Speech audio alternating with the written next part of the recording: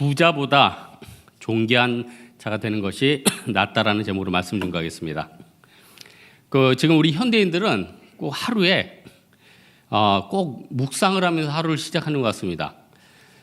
성경을 읽으면서 묵상을 하면 좋은데 포털에 나온 뉴스 또 내가 관심 있는 그걸 하루 종일 보면서 하루 종일은 아니래도 잠시 보면서 내가 이렇게 살아야겠다. 이런 정보가 있었네. 그러니까 성도들이 성경만 묵상하는 게 아니라 세상 사람들 또 우리 예수 믿는 사람도 뭔가 자기가 관심사를 보면서 묵상하면서 달려가는 건 똑같아요. 그래서 19장 2절에 보니까 지식 없는 소원은 선치 못하고 발이 급한 사람은 그릇 행한다.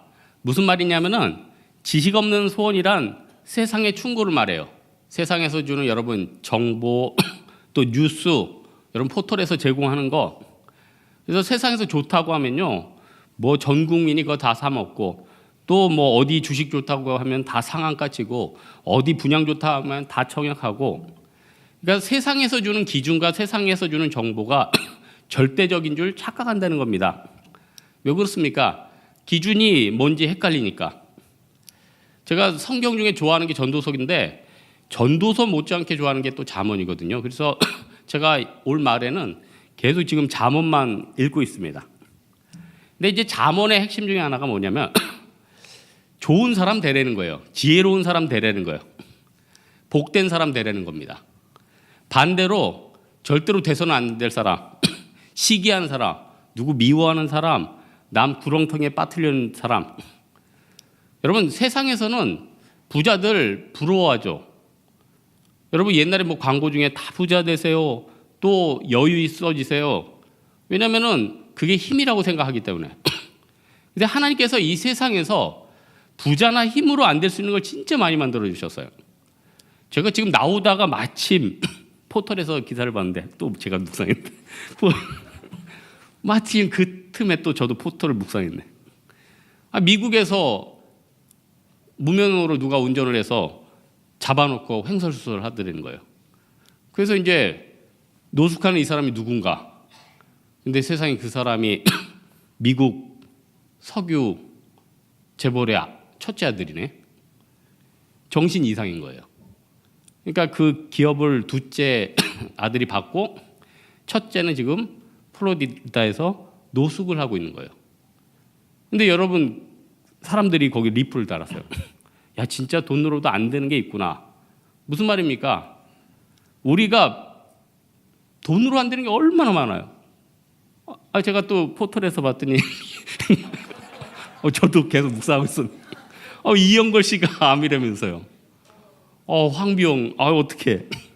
지금 50대 초반에 그 많던 부와 또 여러분 황비용 찍을 때 중국 전체 13억 중에 쿵우대에서 1등한 사람이 이영걸입니다. 1등한 사람이에요. 얼마나 강한 사람입니까? 암이래요. 지금 바싹 늙어버렸어요. 결국요 전능하신 하나님 앞에 우리가 뭐가 중요한지는 나중에 순식간에 다 밝혀질 거예요. 오늘 보니까 존귀한 자가 돼야 되는데 1절에 보니까 어떤 게 존귀한 자인가. 1절에 보니까 성실히 행하는 자는 가난한 자는 입술이 패려하고 미련한 자보다 낫다. 이게 잠언 28장 6절에 병행 구절이 있는데 성실히 행하는 가난한 자는 사곡히 행하는 부자보다 낫다. 무슨 말이냐? 1절 9절이 무슨 뜻이냐? 성실히 행하는 가난한 자의 입술이 패려하고 부자보다 낫다는 거예요. 그러니까 고집스럽고 내 생각, 내가 하나님이다 이런 부자보다 내가 가난하고 연약하지만 하나님 앞에서 성실히 살아가는 사람, 이 성실이 약속 잘 지키고 이것보다도 하나님 앞에서 하나님 존전 앞에서 살아가는 사람이죠. 여러분 세상은 세상의 기준이 있잖아요. GDP 높은 나라 좋은 나라, GDP 낮은 나라 힘든 나라. 근데 여러분 GDP 진짜 좋은 나라 마카오 1인당 GDP가 6만 불이 넘어요. 그렇다고 마카오를 최고 선진국이다. 여러분 제가 마카오 황 그럼 느낌이 어때요? 나도 마카오 황이 돼야지. 이게 아니잖아. 어쩌다가 마카오 황이 됐을까? 되더라도 존귀함이 같이 있을 때 그 사람의 인생이 같이 있죠. 그러니까 여러분 손양원 목사님 어쩜 별명도 그렇게 잘 지었어? 사랑의 원자탄이래. 너무너무 별명 잘 지었어. 본인 지은 건 아니겠죠? 죄송합니다. 자기 아들을 죽인 사람을 양자 삼았대요. 그리고 평생 나환자들 돌봤대요. 여러분 조지 밀러도 그렇고 손양원 목사님도 그렇고 평생 나환자를 돌봤다든지 고아를 돌봤다든지 이건 성실하지 않으면 가능하지 않은 사역이에요. 반짝 설교만 잘하고 할 수 있는 사역이 아니라는 거예요. 진짜 그들과 같이 시간을 보내지 않으면 절대로 이룰 수 없는 사역이에요. 저는 어느 조직이든 교회도 마찬가지든 밖에도 마찬가지예요. 성실하지 않은 가게가 성공하는 걸 못 봤어요. 갔더니 아저씨가 오늘 장사합니다. 문장가나. 가게 되겠어요? 여러분 팀 모임 하는데 갔더니 간사가 오늘은 휴무. 되는 걸 못 봤으니까 되는 걸 못 봤어요.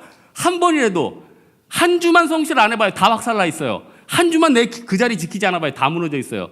하루만 그 가게 안 열어봐요. 다 무너져 있어요. 그래서 링컨이요. 사람이 얼굴이 40이 되면은 그 얼굴이 책임져야 된다. 무슨 말이냐면은 평생 살아왔던 게 쌓인다는 거예요. 우리나라보다 더 신용 깐깐하게 한 게 미국이라면서요. 개인마다 신용 번호가 있어요.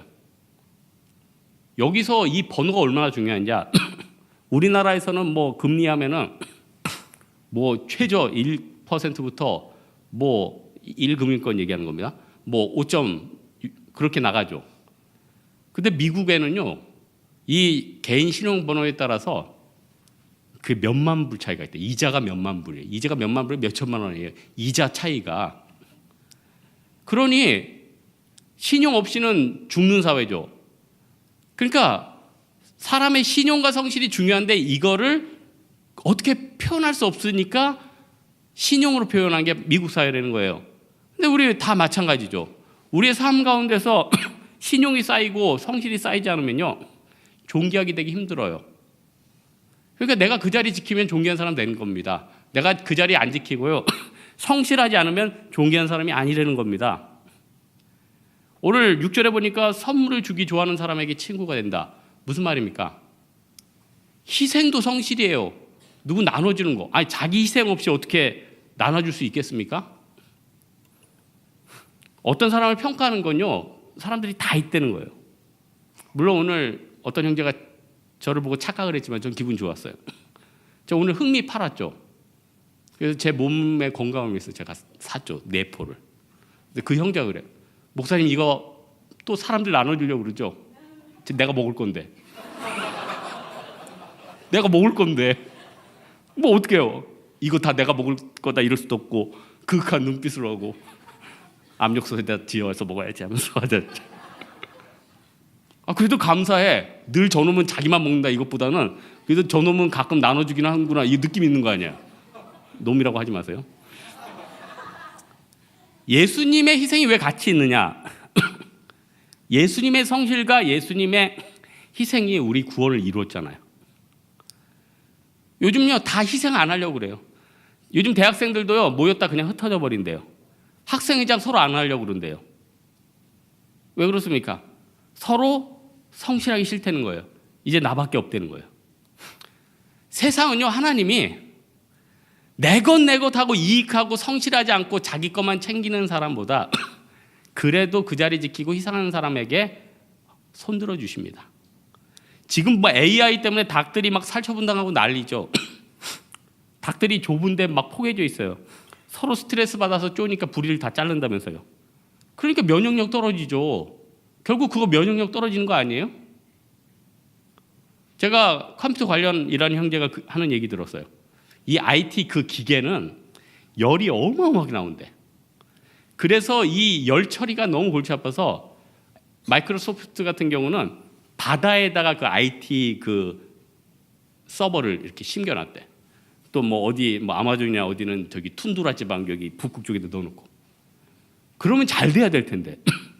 바다 속에 놨더니 물이 뜨뜻해져가지고 해류가 바뀌어서 막 밑에가 파괴되고 있고 툰드라 떼 쪽에다 갖다 놨더니 거기 막 꽃이 갑자기 피어가지고 온난화가 일어나고. 야, 하나님의 원리가 이거구나. 세상에서 나만 살겠다 이런 사람들은 어떻게든 부작용을 하나님이 그 사람한테 줘요. 하지만 내가 저 사람 살려야겠다 그러면 그 사람에게 꽃을 피우는 거예요. 사랑하는 여러분들, 존귀한 사람 되기 위해서 성실한 사람 돼야 됩니다. 이게 답이에요.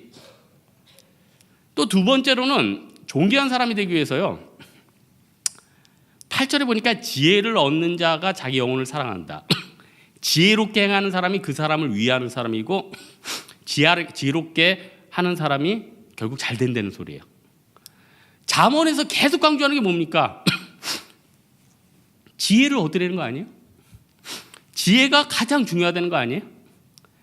열처녀 중 마태복음 보니까 25장에 열처녀 중 5처녀는 지혜 없는 사람, 5처녀는 지혜 있는 사람. 왜 그토록 성경에서 많이 지혜에 대해서 얘기하는 겁니까? 지혜가 이 세상 길을 열어가는 길이라는 거예요. 많은 사람들이 지혜가 없어요. 지혜가. 여러분, 지혜가 뭡니까? 이 앞에 지혜자매 웃고 있어. 자기인 줄 알고. 지혜라는 건 뭐예요? 일단 지혜가 있으면요, 시대를 읽을 수 있어요. 자꾸 이 자매 웃으니까 설교를 못했는데, 내가 옛날에 목자 한 분이 이름이 무슨 성자셨는데 내가 그날 찬양을 성자의 귀함모 하니까 그분이 빵 터져가지고 설교를 못 들었는데, 지혜롭게 사는 건요, 요한복음 4장 35절 있죠. 너희가 넉 달이 지나야 추수할 때가 이르겠다 하지 않니하느냐. 그러나 나는 너희에게 이르노니 너희 눈을 들어 밭을 보라. 희어져 추수하게 됐다. 지혜롭게 산다는 건요, 그 시대를 읽는 거예요. 저는요, 이거 하나님이 저한테 주신 은사 같아요. 나는 약간 예언의 은사가 있는 것 같아요. 이단 아닙니다. 진짜 예언의 은사가 있는 거예요. 원래 예언의 은사라는 건 말씀의 은사를 예언하는 거예요. 근데 말씀의 은사는 별로 없는 것 같고, 예언의 은사는요, 미래의 그 트렌드가 아니라 트렌드를 쪽이 아니라 쭉 밟아가는 건데, 내가 대충 예측하면 비슷하게 맞는 게 있어. 이거 신기해요. 내가 쭉 얘기해주면은 맞는 게 있어요. 내가 지금 몇 마디 내년에 벌어지려 하면은, 제가 지금 얘기하면 지금 국정이 흔들릴까봐 내가 말을 못하겠는데. 이거 진짜 보여. 그래서 예측하면은 비슷하게 맞아. 요 재미가 쏠쏠해. 제 주변의 형제 자매들한테요, 개를 놓고 늘 기도하다 보면은 이 녀석이 이 직장에 계속 있으면 얘 망하겠다 하면은 어지없이 망하고, 그래서 조언해서 이 길로 가지 말고 저 길로 가라면 대충 살아나. 여러분, 엘빈 토플러가 어떻게 그 미래를 읽는 법 이런 거 다 제3의 물결 이런 걸 쓰냐면, 이게 미래학자들 책 쓰는 방식이에요. 이거는 제가 안 알려주는데 알려드릴게요. 미래학자들이 책 쓰는 방법이 있어요. 저도 뭐 책 10권 쓰니까 책 쓰는 방법을 저도 노하우가 있겠죠. 미래학 책들은 대충 이렇게 써요. 다음에 얘기하도록 하겠습니다. 저도 먹고 살아야 되는데, 미래학 책들은 어떤 분야를 놓고요, 계속 스크랩을 해나가요. 트렌드를 계속 읽어나가요. 그러면요, 어느 날 갑자기 그 현상이 나타나는 게 아니에요. 옛날부터 10년부터 20년 전부터 그 트렌드가 쭉 밟아가다가 그게 진행이 되면서 이루어져요. 그렇기 때문에 경제활동이든 어느 나라의 화폐 개혁이든 어느 나라의 무슨 일자리 변화든 흐름들이 있는 거예요. 무슨 얘기인지 아십니까? 흐름들이 있어요. 아는 사람 알고. 그러니까 미래를 읽는 사람들은요, 어느 정도 거기에 대해서 연구하고 공부하다 보면요, 길들이 보이는 거예요. 그러니까 저도 중국어 한 지 한 15년 됐는데, 물론 그때 중국이 뜨긴 했지만은, 사실 저는 중국어보다는 다른 걸 하고 싶어서, 난 지금도 원하는데, 나 지금도 베트남어랑 네팔어는 하고 싶어요. 유창하게는 안 되겠지만은 대충은 하겠어. 하지만 지금 내가 그것까지 손댔다, 난 진짜 얇은 인간 될까 봐 내가 절제를 하는 거예요. 지금 시점에는 난 중국어 하다가 그강 건너가야 돼요. 왜냐면은 그 사람의 역량과 시간이 있잖아요. 근데 지금 20대들은 네팔어든 베트남어든 해두면 진짜 인생 짭짤하지. 얼마나 거기서 기회가 많이 열리는데. 지혜롭게 살아가는 사람은요, 하나님이 길들을 보여주십니다. 그래서 지혜로운 사람들 보면 대부분 실속이 있어요. 실속 없는 사람들 맨날 뭐 남들 보이게 막 뭐 알만한 사람 다 입는다는 그런 알만이 양복 입고, 또 뭐 한다는 무슨 뭐 입고, 또 차도 뭐 중국 외국차 사고, 인생을요 허례허식이나 이런 거 다 하고 어떻게 하면 내가 살아날까 정신 똑바로 차리면요 살아납니다. 저 사람은 너무 정신이 건강해. 저 사람한테 맡기면 뭐든 잘 돼. 그런 사람 치고 여러분 백수 봤어요? 정신이 똑바로. 저 사람 진짜 정신이 똑바로. 근데 백수야. 한번 데려와 봐요. 정신이 똑바른데 10년 동안 백수였다. 그러기도 힘들어. 정신이 똑바르고 트렌드를 아는 사람은요 어떻게든 데려다 써요. 마지막으로 존귀한 자는 어떤 자냐? 11절에 보죠. 노하기를 더디하는 것이 사람 슬기다. 자기 컨트롤을 잘하는 사람이 존귀한 사람이래. 여러분 자기 컨트롤 합니까? 대부분 여기 자기 컨트롤 안 된 사람 굉장히 많아요. 지금 벌써 자고 있잖아. 지금 컨트롤이 안 되고 있잖아. 노하기를 더디하는 것이 슬기다. 분노도 막 못 참는데. 지난주 TV 보니까 한 가정인데 부부랑 남자애들이 2명 있어요. 형은 중학교 2학년 15살, 동생은 초등학교 5학년, 엄마는 49살 갱년기. 그러니까 질풍노도의 15살 아들과 49살의 갱년기 엄마가 맨날 붙는 거예요. 그러니까 초딩 막내와 그 아버지는 옆에서 벌벌 떨고 있어요. 둘이 막 컨트롤이 안 되는 거예요. 여러분, 우리는요 세상을 자꾸 보면은 세상에 분노할 것밖에 안 보이잖아요. 여러분 지금 뭐 사회에 대해서 분노하는 거예요. 불평등하다는 거 아니에요. 개들도요 옆에 개한테 더 맛있는 거 주면은 한쪽 개가 고개를 돌려요. 한번 해보세요. 물려요 먼저. 먼저 물린다니까. 물리고 고개 돌리고. 세상은요 불평등해요. 그렇다면은 예수 믿는 사람들이 에이 1등만 삼는 더러운 세상 이러지 말고 기독교인들이 그 시스템을 좋게 만드는 게 우리 사명 아니에요? 저는요 늘 우리 교회가 우리 형제자매든지 어떻게 하면 좋은 시스템이 될까 고민도 해봐요. 어떻게 하면은 좀 청소들을 더 쉽게 할까? 어떻게 하면은 사람들이 뭐 할 때 스트레스 안 받을까? 어떻게 하면 주차가 좀 편할 생각을 하거든요. 아니 그것도 기여할 수 있는 거 아니에요. 근데요 자기만 아는 세상은요 사회는 바꿀 생각 안 하고 늘 자기 생각만 하니까 서로 누가 해주길 바래. 불평불만하게 놔두는 건요 또 우리 성도들의 자세가 아니죠. 제가 미국 갔는데 특이한 점 발견했어요. 사과를 사는데 여러분 사과 살 때 어떻게 사요 여러분? 여러분 마트 가서 사과 살 때 어떻게 해요? 제일 작고 썩은 거부터 딱 골라가지고 계산해요? 해쳐가지고 제일로 좋은 거. 네? 고구마도 해쳐가지고 다 고구마 가지고 뭐. 얼마나 해치면 고구마 고르는 데는요 여기 집게에다가 그 장갑 껴가지고 상처 안 나게 집게까지 만들어놨어. 안 사봤으니 어떻게 하나. 근데 미국에 갔더니 사과를 피라미드처럼 쌓아놨어. 피라미드 높게. 어떻게든 위에서 가져가야 돼. 밑에 좋은 거 있다 빼다가는 우르르 넘어져. 그러면 온갖 저런 미개한 놈 저 눈총. 그게 끝이 아니야. 그게 끝이면 다가 이제. 그래서 작은 걸 가져오든 큰 걸 가져오든 무게로 값을 줘요. 그러니 이거 좋은 시스템 아니에요? 아 우리나라는 지금 많이 바뀌었는데 나 예전에 뭐 우리 교육제 수련회 어디 가면 제주도 가면은 차 렌트를 하면은 자 여기 기름이 3칸 있습니다. 올 때 채워주세요. 그러면 반납할 때 그 3칸 맞추기가 참 힘들어. 그러면은 거기서 이제 옥신각신하는 거죠. 뭐 아 10,000원 더 줬어요. 내가 볼 때는 뭐 2,000원도 안 됐는데 어쨌든 10,000원 뜯기고. 일본 같은 데는요 차를 출고할 때 무조건 렌트할 때 만땅을 채워서 준대요. 그러면 반납할 때도 딱 채워가지고 돌려주면 되잖아. 시비할 여지가 없잖아요. 그러니까 왜 갈등할 수 있는 시스템을 그냥 놔두냐고요. 갈등 없게 만들면 되지. 여러 가지 불평이나 어려운 것들 그렇게 만들면 얼마나 사회가 유익하겠어요. 여러분, 내가 사회에 기여를 하고 내 자신을 절제하면요, 굉장히 좋아집니다. 사회도 좋아지고요, 나도 좋아져요. 제가 우리나라 얘기했지만 우리나라 진짜 시스템 좋은 나라예요.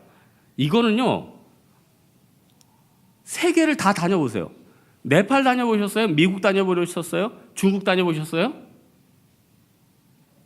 어느 나라 가도 시스템이 이렇게 체계적으로 완벽한 나라는 드문 거예요.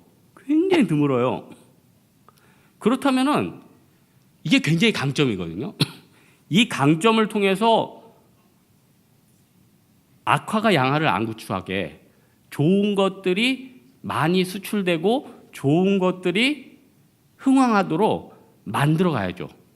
사사기 9장 보니까 나무들 비유가 있어요.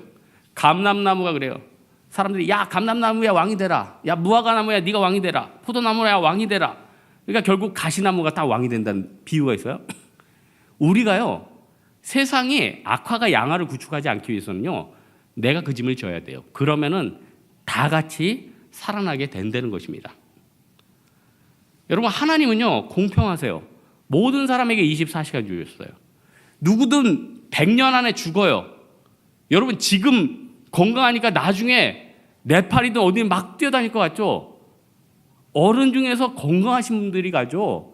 나중에는요 체력이 안 돼서 못 가요. 저는요 눈이 좋은데 일부러 모니터에 글자 크게 키워봐요.